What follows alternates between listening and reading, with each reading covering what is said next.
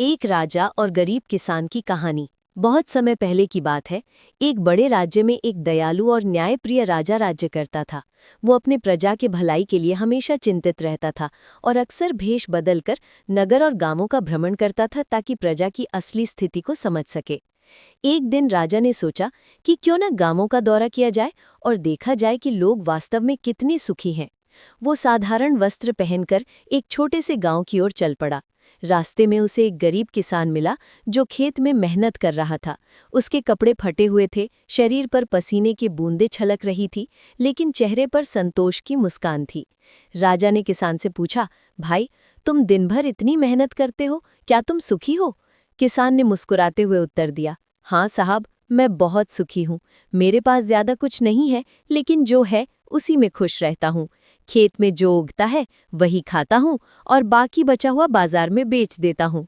भगवान का दिया सब कुछ है, पत्नी, 2 बच्चे और शांति की नींद।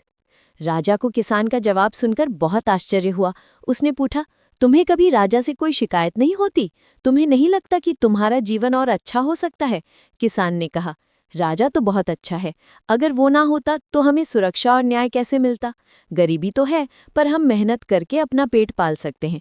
और क्या चाहिए? राजा किसान की संतोषी प्रवृत्ति और सकारात्मक सोच से बहुत प्रभावित हुआ।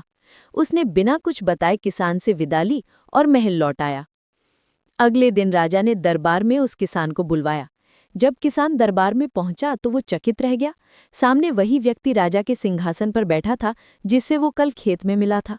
राजा ने मुस्कुराते हुए कहा, मैं वही व्यक्ति हूँ जिससे तुम खेत में मिले थे।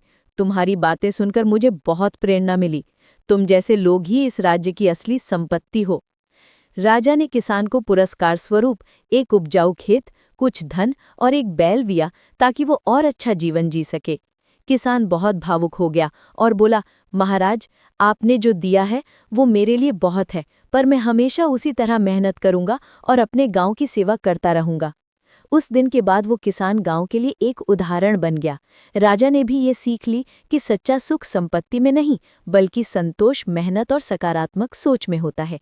सीख। इस कहानी से हमें ये सीखने को मिलता है कि सच्चा सुख धन दौलत में नहीं, बल्कि संतोष, मेहनत और सकारात्मक सोच में होता है।